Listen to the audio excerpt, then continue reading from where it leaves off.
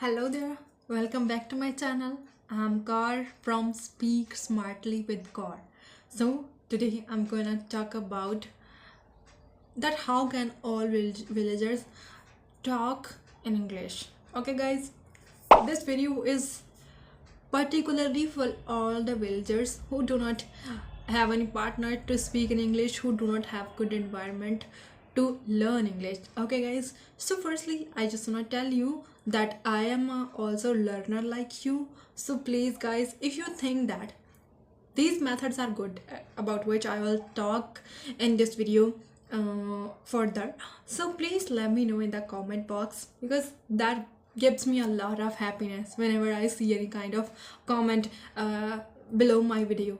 That gives me a lot of happiness. Okay guys, so please let me know in the comment box, or just give me sorry, just send me any comment. Okay, whenever you have watched my video and you have applied any kind of method in your life for learning English by just watching my video.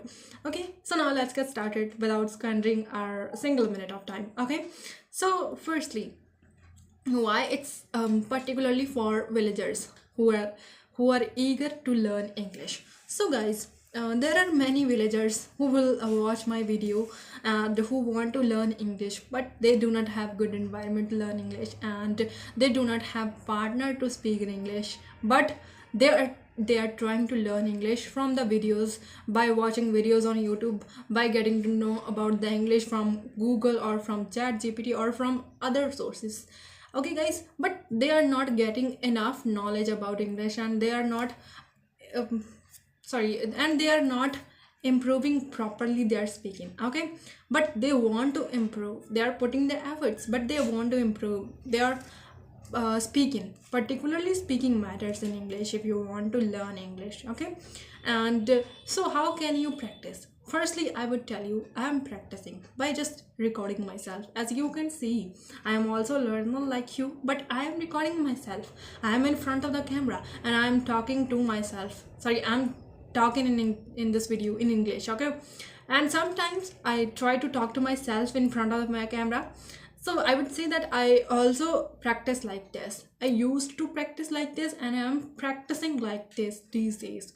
And I have been learning this language for 3 years. Okay, I have been learning this language, and it's a kind of very long time that I am learning this language. But right now I'm not fluent enough. I wouldn't say that I am fluent enough in English, because I am at an intermediate level.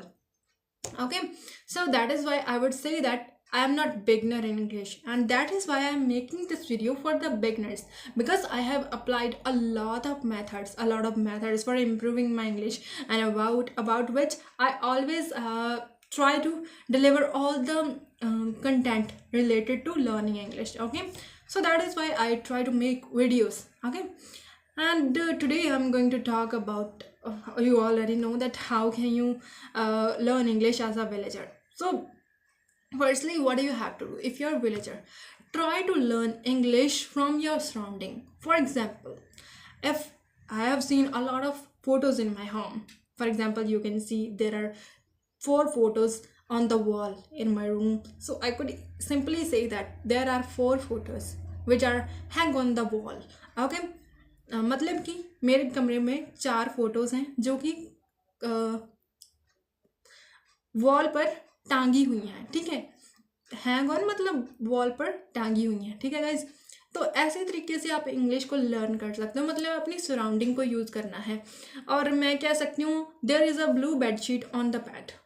अभी bedsheet bed पर blue colour की है, तो मैं ये भी कह सकती हूँ. एंड और क्या मैं कह सकती हूँ, there is also switch board. Okay, मतलब जो जो चीज़ें मैं अपने आसपास देख रही हूँ, मैं उनको इंग्लिश में बोलने का ट्राई कर रही हूँ. मैं बहुत ही सिंपल सेंटेंसेस बनाने की कोशिश कर रही हूँ, बट मैं ट्राई तो कर रही हूँ ना. This is what you have to do.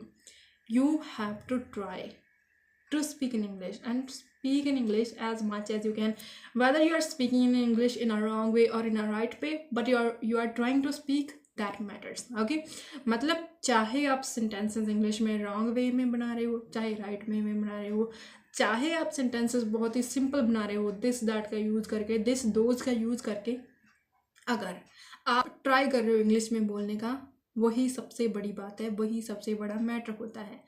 तो सबसे पहले ट्राई करना है इंग्लिश में बोलने का, जो कि बहुत ही ज़्यादा ज़रूरी है। मैं ये नहीं कह रही कि मेरे मेथड्स बहुत ज़्यादा अच्छे हैं, आप और वीडियोस भी देख सकते हो अगर आप इंग्लिश को लर्न करना चाहते हैं। बट पहले मैं यही कहूँगी कि इंग्लिश में बोलने का ट्राई कीजिए, चाहे आप सिंपली कुछ वर्ड्स ही प्रोनाउंस कर रहे हैं इंग्लिश में। Try to recall the words. कोई भी चीज़ आपने देख ली, जैसे कि ये बॉटल है ना, ये बॉटल है, किस चीज़ की बॉटल है ये है लोशन की, ठीक है। So this is a bottle of lotion.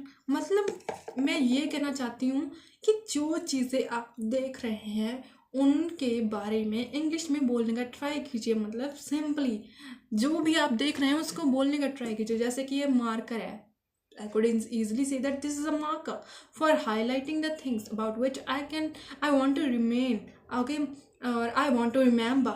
मतलब जो भी मैं चीज़ें देख रही हूँ उनको मैं कैसे यूज़ कर सकती हूँ, या उस चीज़ में क्या चीज़ है, उस चीज़ को मैं इंग्लिश में बोलने का ट्राई कर रही हूँ। Okay guys, this is what you have to do. And जैसे कि ये है कॉम्ब है, I also comb my hairs with this comb.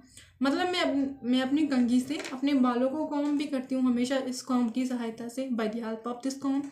मतलब कि जो भी आप देख रहे हैं, जो भी आपके हाथ में आप किसी चीज़ को यूज़ कर रहे हैं, कोई आप पाउडर अप्लाई कर रहे हैं अपने फेस पे, कोई ऑयल अप्लाई कर रहे हैं अपने बालों पर, I am applying oil on my hairs. मतलब जो भी चीज़ आप कर रहे हो उसको इंग्लिश में बोलने का ट्राई कीजिए। This is how you gonna practice, okay. और ये विलेजर्स के लिए बहुत ही ज़्यादा इफेक्टिव होने वाली है। क्यों?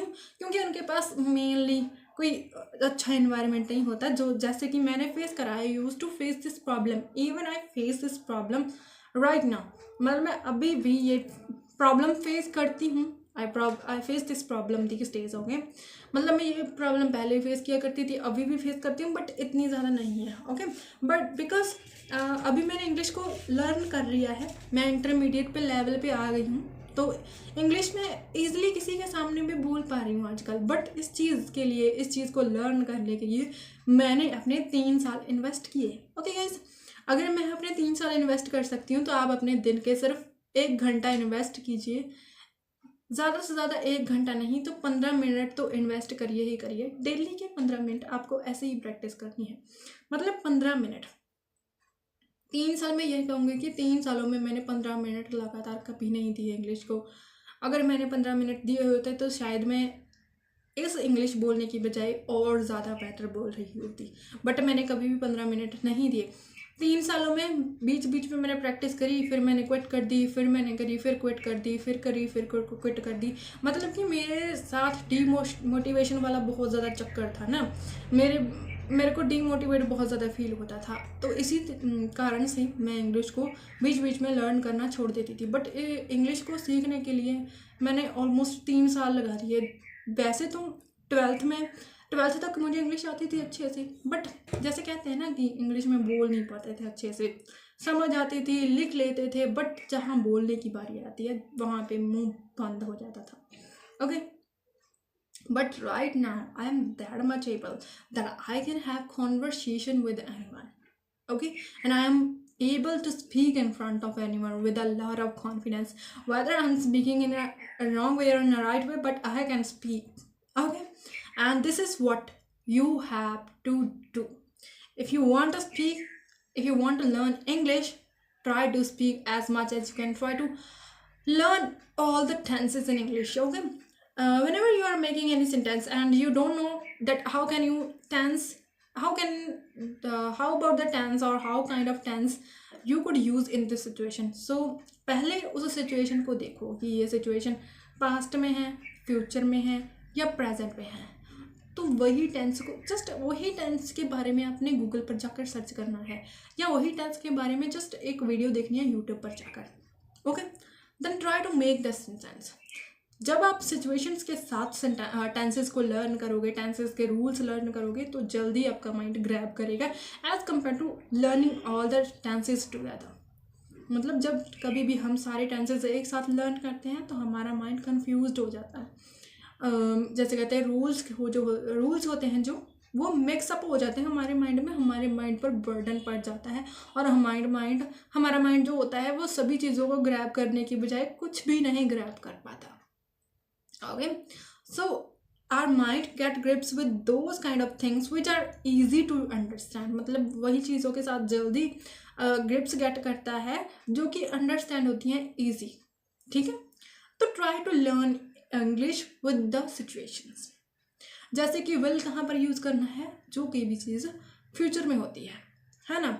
जैसे कि मैं कल मार्केट जाऊँगी, I will go to market tomorrow. Okay, और मैं कल मार्केट गई थी, I went to the market yesterday. और आज मैं मार्केट जा रही हूँ, I am going to the market today. Okay, मतलब सिचुएशंस के साथ टेंसेस को लर्न करिए। अभी जैसे कि प्रेजेंट में है, प्रेजेंट में कंटिन्यूअस सेंटेंस मैंने बोला कि मैं आज मार्केट जा रही हूँ, I am going to the market today. तो एम, इज, एंड, आर, ये जो है प्रेजेंट में यूज करते हैं। प्रेजेंट कंटिन्यू में क्या था कि इज, एम, आर होता है, वो सिचुएशन वो हमारे सब्जेक्ट के अकॉर्डिंग होता है कि कहाँ पर लगना है। जैसे कि एम होता है जो आई के साथ ही हमेशा लगता है, और आर कहाँ पर यूज़ करते हैं जब प्लूरल हो, और इज़ कहाँ पर यूज़ करते हैं जब कोई सिंगुलर चीज़ के बारे में बताया गया, जैसे कि ही इज़, शी इज़। और प्लूरल की बात करें, दे आर, ओके, और दोज आर और दीज आर, तो ये प्लूरल है। ठीक है, मतलब दोज, दीज काफ़ी चीज़ों के बारे में बात करी गई, और सिंगुलर होता है जब हम एक चीज़ के बारे में बात करते हैं। ओके, और जब भी कभी हम प्रेजेंट कंटिन्यू के बारे में बात कर रहे हैं कि हम ये चीज़ हो रही है, प्रेजेंट में हो रही है ना, तो उसमें वर्ब की फर्स्ट फॉर्म लगेगी, मतलब हमेशा वर्ब की फर्स्ट फॉर्म लगेगी और प्लस आईएनजी लगेगा, चाहे वो फिर प्रेजेंट हो, फ्यूचर हो और पास्ट हो। कोई भी कॉन्टिन्यूअस सेंटेंस है, कॉन्टिन्यूअस टेंस है, उसमें वर्ब की फर्स्ट फॉर्म और आईएनजी लगेगा ही लगेगा। और हेल्पिंग वर्ब अलग अलग ऐसे होती हैं, जैसे कि प्रेजेंट में होती है एज, एम, आर, और पास्ट में होती हैं वॉज, वर, एंड फ्यूचर में अलग होती हैं। ठीक है, और इसी तरीके से हम हर एक चीज़ को सिचुएशन के अकॉर्डिंग सीख सकते हैं। Okay guys, so now this video is going to be very long, so I have to end up this video here because my phone's memory is not that much good, because it's that it can record a long video, so that is why I have to end up this video here. But that's all for today, and if you have learned something from this video, so please guys share this video and like this video and subscribe my channel and share my channel as much as you can, because you know guys, that's gonna help me a lot, that's gonna help others a lot. They also can get to know that how can they improve their English just by sitting at their home. Okay, thank you, and follow for more.